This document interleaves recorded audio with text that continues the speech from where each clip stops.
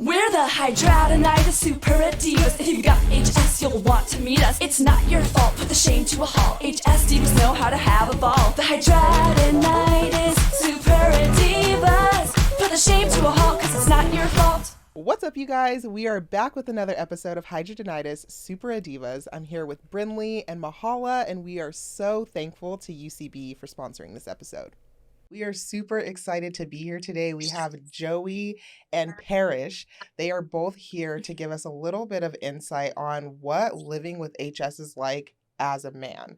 I know that we are the divas here, so there's just kind of we can't relate on that level, but we do want to make sure we're being inclusive and that you guys out there who are struggling with HS, that you feel seen, you feel heard, you feel validated. So let's dive in and take a little bit of insight. So I just want to basically ask you on an emotional level, how does having HS affect you emotionally on your day-to-day? Who wants to go first? Yeah, who wants to go first? Parish, I see you here first. Yeah, Parish, you can go. I'm in here. Yeah, it affects me emotionally like a lot. Be a lot of sadness. I haven't cried a lot in my life, but since this really began heavy, it's it's a lot of emotions, a lot of crying be going down. Especially when you're going through a lot of surgeries or just trying to heal and it's not working. It's it's very emotional. I get emotional just throughout the day. Mm-hmm. You know what I'm saying? If I feel somebody else going through something, I could kind of feel the pain. Yeah. Even if it's not HS, I just feel for them, going through something. They see me just start to tear up and I'm like, oh, whoa, okay, well, I'm sorry, I can't help it. I'm just emotional. So and I get emotional around. Where's your worst HS? I say my cheeks. Okay. And you just had surgery, cheeks. Right? Yeah, I just had surgery in April, my second surgery, and I'm still going through it. It still hasn't healed all the ways, still complications. It just affects everything. So not just your butt cheeks and your cheeks on your face, or my face was affected, you know what I'm saying, for a little bit. And then that healed up okay. But then my butt cheeks and my lower area just the worst. It's still bad. And yeah. Surgeons was trying to cut out the right stuff, and then it's leftover HS that still, get inflamed. And mm-hmm. We don't know that until after it healed. Right. My cheeks are healed up, and then it's still, swelling up and still draining. And them complications just, I didn't expect to keep having them after, 3 years of dealing with butt surgeries. Yeah. And how do you feel as far as getting into relationships and things like that? I mean, how do you feel like that it affects you? Oh, it affects it a lot, 100%. Just females I used to deal with that didn't know I had it, real heavy. But then when it get down to the lower areas, it's kind of hard to hide. Mm-hmm. Yeah. And then women, they see men as, strong people, you know what I'm saying? You can't be as strong as you normally are. And you trying to talk to a girl and you tell her, this is what I got. Then sometimes you think it's nasty. They don't want to talk to you. So sometimes you kind of just fall back from trying to, engage in relationships because you don't know whether to tell them right away or wait. Yeah. Yeah. So are you single, married, or in a relationship? I'm single. I've been single really for about 4 or 5 years. Okay. It's been going heavy, especially since the cheeks got into play. It's definitely messed up my brain for even trying. What about you, Joey? How do you feel emotionally HS has impacted you? Yeah, so in the beginning stages of my diagnosis, I really didn't pay too much attention to the emotional aspect that's associated with HS. It was kind of like that toxic masculinity, just powering through the day and not really giving a second thought to how I feel emotionally. But as the years went on and I really got to learn about HS and myself, I started to pay attention to the emotional aspect that's associated with HS. And definitely, like Parish said, there are days where I'm feeling sad, I'm feeling angry, and it's depressing. I'm naturally a loner, and that's not even adding on to the HS. So, some days I just want to be in my little bubble and just kind of think about what I have to go through in order to get better. And it's tough because there's not a lot of people physically around me that can truly empathize what we're going through. Like, that's why I'm so prevalent on the online community, because communicating with everyone like Parish and all of you ladies, like, it really helps me, because I do have emotional support like my mother and my sister, but they don't live with HS. So they can be supportive, but they truly don't understand. And I just wish that I had somebody physically around me more that I can interact with more, that, lives with HS as well, just so, me and that person can have a better understanding of what we have to live with. Do you guys think as men, the men in the HS community are more willing to communicate with you guys, or do you feel like they're still standoffish? To a I still degree. yes, I still feel like some of them are standoffish. Like, you get a few of them that'll say something. I feel like more of them be standoffish because they still don't know what to say. And do you guys do you feel like everybody's your best friend all of a sudden if they have HS? Or that's just us. Or is that just women. us? Yeah. No. That's everybody with HS. So like Joey and Parish, I feel like if you guys, all of a sudden you're like, I got HS, I have HS, and you guys are like, oh my God, we're besties, and then you skip off into the sunset. Is that inappropriate? Because that's what happens for us. Well, and that's why I'd asked that question, because I feel like women were naturally very chatty. Like if you attended a party, the women are usually da da da da da, while the men are just kind of standing there with their drinks, awkward. So I've been wondering if that's something like we could even work on as the women in the community, trying to get the men to even just talk to the men. Maybe they're not even engaging with us, but talk to someone who can relate. Right, absolutely. I think a lot of men still battle it. Like I said, I used to have that masculine way of thinking, just thinking like, oh, you just gotta cover everything up and just power through the day. You're weak if you speak about what you're going through physically and psychologically. And if you're living your life like that, especially as another male with HS, like, you're only hindering yourself, because it's not healthy, simply put. So I try to encourage other males who live with HS to, step away from that stigma and that state of mind, because you're only doing damage to yourself even more. Joey, where is your HS? Say it again? Where is your HS? Both of my armpits, groin area, and I do have how you say, the pilonidal cyst. Pilonidal cyst. Yeah. Okay, he's in the POC I know. Cyst club. I mean, it's not a cool club. It's not that yet. cool, You don't want to be part of this club, but welcome. We're all in this together. Okay, Joey, so how has having HS affected your relationship life? Are you single? Are you seeing somebody? Does it hold you back? Right. So I am single. I just got back into the dating world. Good luck. Yeah. Horrible. Rescue me off of these apps. It's horrible. Oh my But God.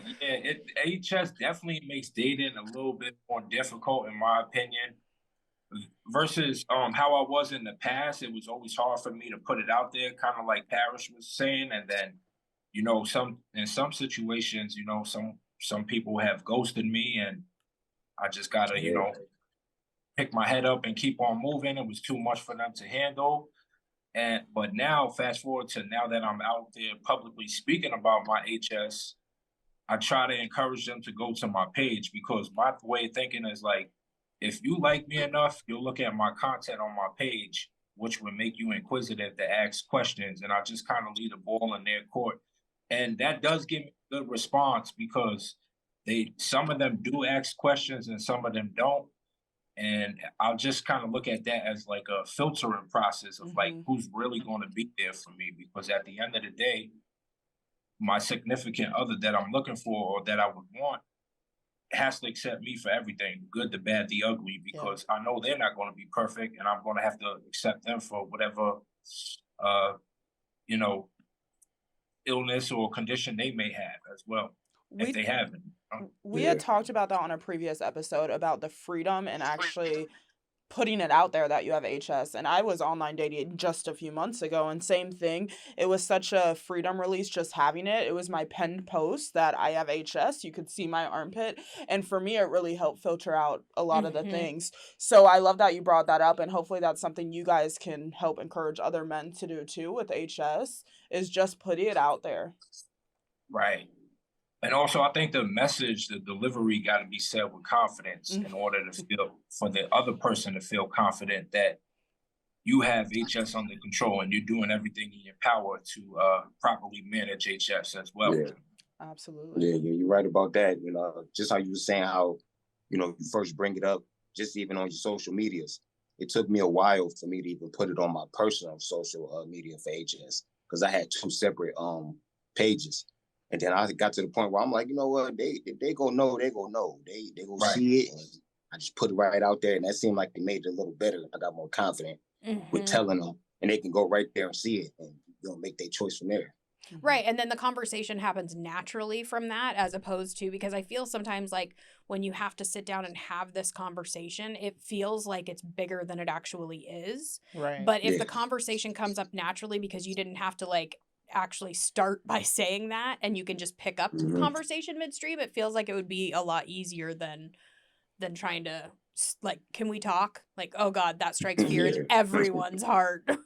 And do you guys think, you know, what advice would you give to like women who want to date you, let's say, you know, like what would you expect out of a partner, or what are you looking for in a partner when it comes to your HS? I'll say understand it, like to really see what we go through and what we need, just to talk, or, you know, having to go to doctor's appointments, just and help sometime. You know, might need help with, you know, a couple bandages or something, areas we can't really see, or times nurses can't come through to the house. Just help, understanding, and some little empathy sometime. You know what I'm saying? And what else? No, chime in, Joey. What else, man? You know what's up. Chime in, man. Definitely. Yeah, definitely. I think those are the qualities that I'm looking for in a significant other: being understanding, empathetic, loving, funny, knowledgeable, just about know how to, basically a good humanitarian. And Brindley, you said something to me the other day when we were having a conversation, and you said, you know, living with HS, we come with a lot, right? But to add on to that, we also bring a lot to the table because I know my value, I know my worth. So that's why I'm transparent with it, is because like, this is a big part of me, but there's so much more than Joey than just the HS. Like, if someone will take a chance to get to know me and know who I really am, they can see like every day is not going to be a bad day, you know, and there are good days. And on the good days, I try to utilize them as best as I can, as far as being outgoing, being mobile, doing things and stuff like that. But there are going to be bad days where I probably might be in the bed for a couple of days, and like, that's just my reality. And hopefully they can accept that. So I have a question for both of you guys. Is there, I mean, it might be a little loaded, so I don't want to make nobody cry, but do you have a genuine fear as a man, like living with your HS? Like, oh my gosh, I know, like for us, we talked about mom guilt and living with HS and being a mom, and I know that might not be the case for you guys, but do you want to have a family, like marry, like, do you have any fears when it comes to like living life and having HS? Yeah. Fear of having kids and them having the HS just as bad as me. Fear of not being able to do the things I want to do, or that I used to do and thought I could elevate, and then it had to get shut down. You know, even just having nieces and nephews. At one point, they seen me, you know, being mobile, moving around, playing. Next minute, they see me not doing it, you know, being in pain, laying down all the time. And it's like, you know, fear of, you know, having your own kids and just living in a lot of judging and just always having to explain, and fear of people not taking you serious. Always think, you know, it ain't that serious. It's like, no, it is. Right. So, yeah. I would have to agree with Parish. I am apprehensive about having a child or children, because, you know, there is that possibility you can pass it down.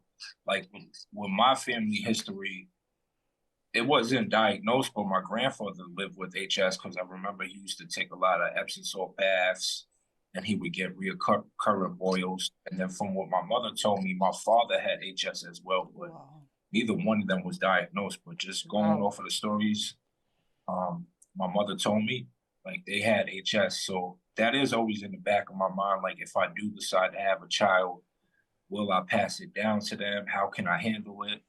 But one thing that kind of pushes me forward to kind of eliminate that thought is if I do have a child and they end up having HS, they will have something that I didn't have when I was diagnosed with, which is me. And I wish I had my grandfather or somebody. That's why it just goes back to the point of just having someone around that you can talk to and that really shares that that knowledge with you, so I can kind of be a guide to be there for them and just be like, daddy has this too. Like, you're not alone. There's plenty of people out there like that, and just try to be the best support that I can be for that child. I think that's so beautiful because in one breath, he's like, it is a fear. But then he's like, if it comes, and I'm meant to be a dad, like, at least I know I have the tools to help them. And that's just so beautiful. So I'm so proud of you guys, both of you, for just vocalizing those fears, addressing that they're 1000% valid. You have all the right to feel that way. And then just we're trying to move through this, So I'm really proud of you guys. I'm very curious to know your experience with healthcare, with visiting doctors. What has that been like for you? Like, I know as a Black woman, I feel like I've had a lot of the stereotypical things happen that Black women have had, been rejected, been told it's just this, been told I'm complaining, been told I'm angry, etc. Do you think anything that comes with just being a man going in with HS? Yeah. I mean, my experience, I feel like sometimes, especially being a Black male, they always try to go for the especially if you got the high blood pressure, try to throw you on a whole bunch of blood pressure meds. Or, if you come in to see a dermatologist, sometimes they don't even really try to get to the root of the problem. They just only go for your face. A lot of rejection throughout my time, and that comes from insurance too. And I don't know if, having the best insurance or Medicaid, all of that come into play. Learning about different doctors, wound centers and infectious doctors. I had to see so many just to find the right one. I felt like I was getting a runaround, even with trying to get into the Cleveland Clinic. Trying to explain what was going on with me. I felt like they just wasn't trying to, put me in the right direction. Kept getting, call this person, I'm gonna transfer you here, here, and here. And it's like, wait, I just told you what was going on. And just even with surgeons, I felt like some surgeons didn't do what they were supposed to do, which left me in a real bad spot to try to figure out what should I do next. You know what I'm saying? And I felt a lot of neglect, but it took time to find good ones. Though. And you have had good experiences now, I'm hoping. Oh yeah, because I figured out how to read. He's like, I know the system now. And really quick, do you have any tips you would recommend then for another Black boy or just boy in general going I would through say this? when you're talking to them, they really got to hear you out. If they just giving you quick answers or not looking at you or not really trying to listen, and you got to you could feel it when you're in a room talking to them. You want somebody to, really try to hear you out and try to work with you because, HS is not nothing, it's not like a cold. You know what I'm saying? They really got to be all up on you, be there in you. They got to see everything and get real personal. So. Yeah. And I feel like we, with HS, need frequent flyer cards, to the derm. Right, I'm back. 10 visits and you get your 11th free or something. Because you're just, we're here for our annual skin check. We're the constant, coming to visit your derm. So yes, I feel like we do need a frequent flyer card at some point. Yeah. And what about you, Joey? Yeah, I would have to agree with Parish. I definitely felt in the past leaving the doctor's office kind of feeling hopeless. Like they kind of just, it was a quick visit. They read me a bunch of textbook answers and didn't really treat me like a human. And especially being like a man, again, going kind of back to that toxic masculinity of you'll be all right. You know what I'm saying? Just you'll figure it out. This is what you need to do when things will get better. I definitely felt like that in the past.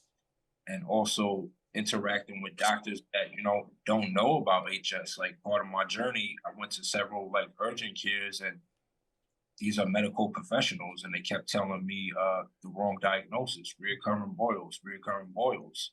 So definitely felt defeated leaving some of the doctor's offices in the past. But fast forward now with my new dermatologist, she's really great. She's easy to talk to. She speaks to me like I'm a human being. And we're still building a relationship, but I wish I would have met her in the past versus my first dermatologist, because although he gave me the news that I have HS, he was kind of too cold and didn't have the right bedside manner. And I always thought about, like, did he treat females that have HS with the same energy, or he was just treating me like that because I was a man? I was very curious to ask that if your experiences have been better with a female. Even on your end, have you been more comfortable or less comfortable with a male or female doctor? I always find myself beyond more comfortable with a female doctor because I feel like I'm a female. But is that something you guys relate to, or is it opposite, similar? Right. I would be a female because my first dermatologist, he was a male. And then I did see a surgeon, and he was a male as well. And they was kind of too cold for me and just quick to answer with like textbook answers. But every time, at least in my experience, my interactions with female doctors, they were more empathetic, and they're actually listening to you, like Parish said. And that made me feel made me feel better to open up to them more and, disclose more information, and encourage me to go back to see them and say to myself, like, I think this person might be the right fit. So I think it really just depends on how you feel in the office and how that doctor is communicating with you. But it has been good experience, a better experience with female doctors. Okay, interesting. Yeah. With me, just how he said, like, the males sometimes be cold, especially with surgeons. Out of all the surgeons I had that was male, it was pretty cold. They just get straight to it, you know what I'm saying, right to the business. But I had a lot of at-home nurses or even hospital stays. Females, they take better care, they talk to you more, and some of them they really understand. But I had a few male nurses. I haven't had a lot throughout my days, but I had a few, and most of them they really understand too. So I could say male nurses, when they really see what you're going through, especially in the lower areas, you could talk to them about more of the problems that you have. I feel like nurses see so much than people give them credit for. Mhm. They're doing so much of like what we prefer in the medical field is the dirty work. Them and some CNAs, man, they will really make or break your hospital stay. So I really appreciate you guys sharing that. And it is an awesome point of view, because you would think you would want to be, with a man because maybe they can understand. But I also think it's probably toxic masculinity for the doctor too. Like they're looking at you like, you're a dude, you should be strong, you're Yeah. stronger than this. And it's this expectation that you guys have. And I feel so sorry for you because it's completely different from women. And like, even my husband doesn't even have HS, and I'm still like reminding him, like, it's okay to have a bad day. It's okay to cry. You don't have to have like this hero syndrome for our entire family. Like, you are not our God. Like, you are not our end all be all. And so giving you guys, especially with HS, this permission to be like, today fucking sucked, and like you can't do this today. You can't go play kickball with the kids, and like that doesn't make you a bad dad. It doesn't make you a bad person. And so I'm really proud of you guys. Like, I keep saying it, but it's what you guys are doing here is going to help so many other men out here with HS who just need to feel validated. And it's unfortunate we have to go through the things, but the reason I had asked that was because I have a comfortability with women, but I feel like males have actually been more kind and patient with me, where I kind of feel like sometimes women are like, toughen up too, we're women, we got this, know.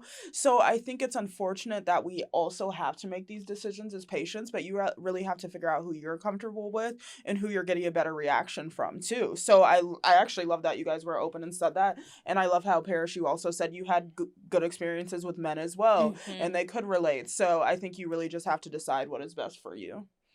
Yeah. And then do you guys do you see in your DMs and stuff other guys coming out saying like, okay, we have HS, thank you so much for kind of like being a voice for us? Because it's hard. I mean, women flock, right? So everyone's like, oh my God, look, follow Social Sid because she's got HS and I have HS. But And it's, men I are feel still like more low key. guys are more like, I'm just gonna slide this into your DMs and tell you I have it too. And we're not gonna talk about it with anybody else. Like, do you guys see that in your experience? Yeah, I could say I see it a lot from, especially when I start, talking about it, about my cheeks, when I got in my cheeks. So if I talk about it in my groin, I had a few guys, come in and say, hey man, I got it, around, my groin area real bad, thank you for, talking about it. I thought I was the only one. And it's like, nah, man, it's cool. Go get it checked out. And some of them just want to ask questions on what should they do. And but I say the males, it takes a lot for them just to even come in the DM. Yeah. And, say something. So Yeah. It's brave. You guys are brave. Yeah. Like, really. Yeah. I agree with Parish. Like, the males reaching out, they definitely reach out, but they're few and far between. And I remember reaching out to Parish before I even was out there like that, like just seeing rap about the HS. I'm like, yo, my guy going crazy. Like, I respect, like, salute to you, bro. You know what I'm saying? And like, you were a part of the encouragement to, like, real talk, for me to be out there publicly. I'm like, yo, look how he doing it. He finessing it so good, like, so beautifully. But and I remember reaching out to you, like, yo, I appreciate you doing what you do and stuff like that. And I wasn't even out there, like, as a HS content creator yet. Like, I still didn't have that courage in me to put myself out there. But definitely seeing your content added fuel to my encouragement. Like, it was my sister that told me to get out there, but seeing you every day post and making content, I'm like, yo, he's killing it. Shout out to you though, man. Word. And both of you guys share a love for music, right? And kind of that's how you guys connected, right? And I think, Parish, you rap about your HS and your experiences, and some of your music it blows my mind because you so eloquently, like, cover what so many of us feel, regardless male, female, or anything.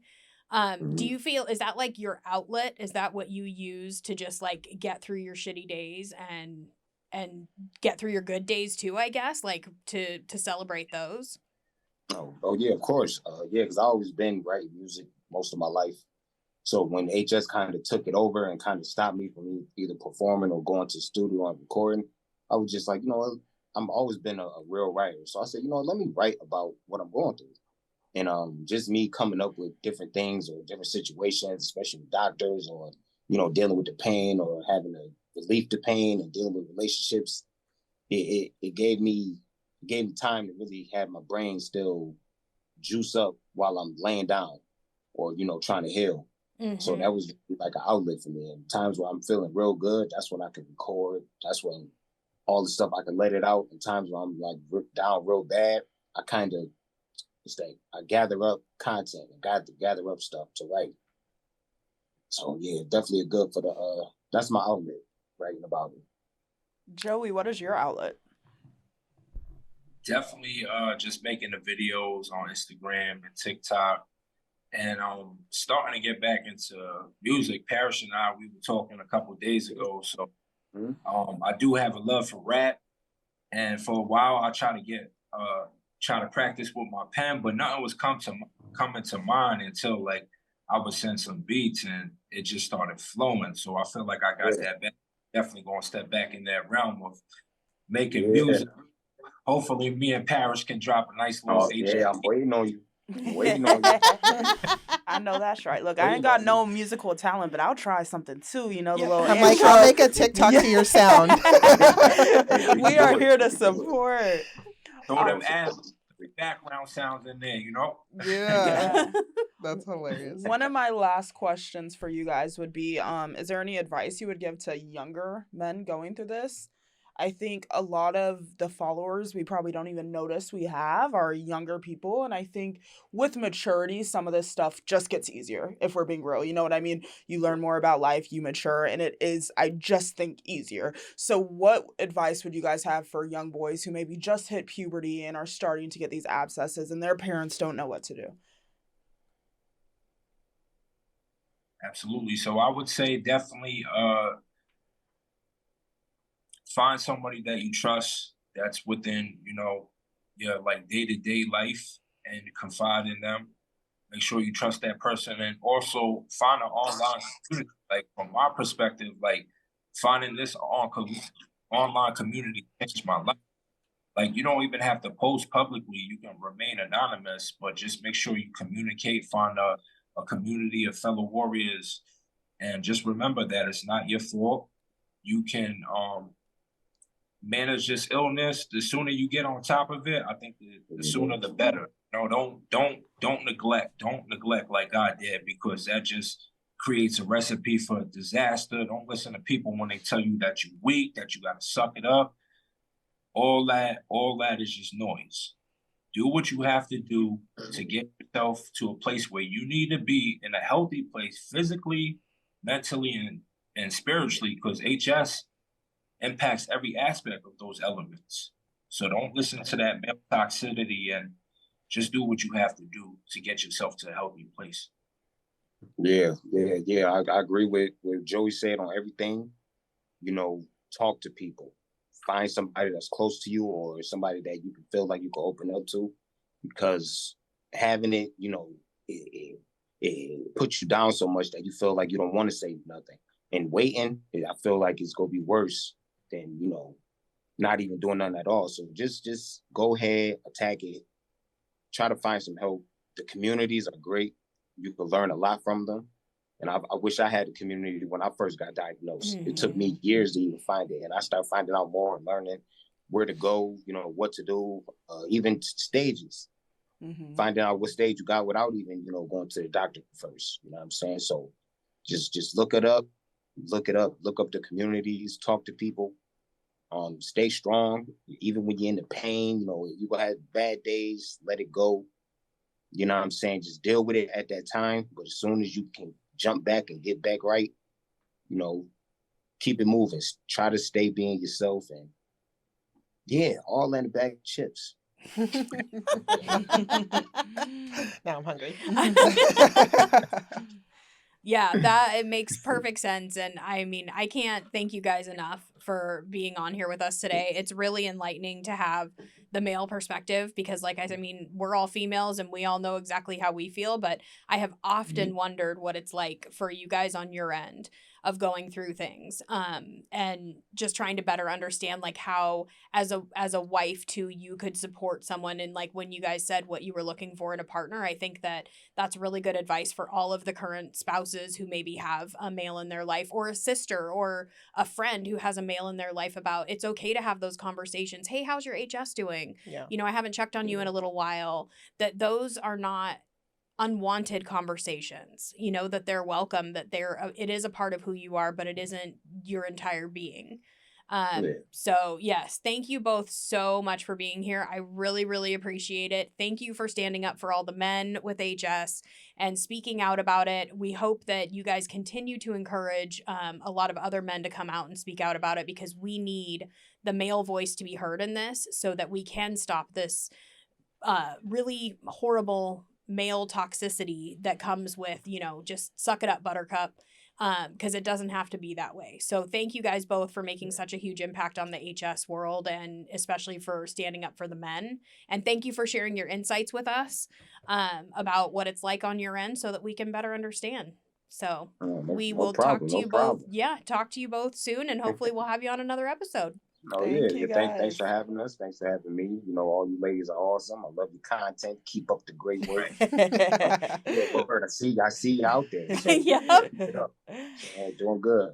Thank you, guys. Right. Awesome. Thank you for the opportunity, ladies. I appreciate each and every one of y'all. I love all y'all content. Parish, all y'all. Y'all doing a wonderful work. I think like this community is so beautiful, and it doesn't feel phony. It's genuine. Like, I just love it. I love being a part of this community, and thank you for the opportunity. Yes. Word. Thank you. Well, you guys have a good Monday. Enjoy the holiday, and we'll talk to you guys soon. You too. Also, right, thank you, our viewers and UCB, for sponsoring this podcast this week. We would love to hear from some of you guys, you men. We want to hear what you guys would like to hear about, what we can do to help and support you guys within the community. And I love what Joey and Parish said. This is not your fault. Remember, this is not your fault. HS is not your fault by any means. And we can't wait to see you guys soon. Hey guys, it's your girl Mahala. Thanks for tuning in to Hidradenitis SuppuraDIVA podcast, and thanks for sponsoring UCB. We're the Hidradenitis SuppuraDIVAS. If you've got HS, you'll want to meet us. It's not your fault, put the shame to a halt. HS divas know how to have a ball. The Hidradenitis SuppuraDIVAS. Put the shame to a halt, cause it's not your fault.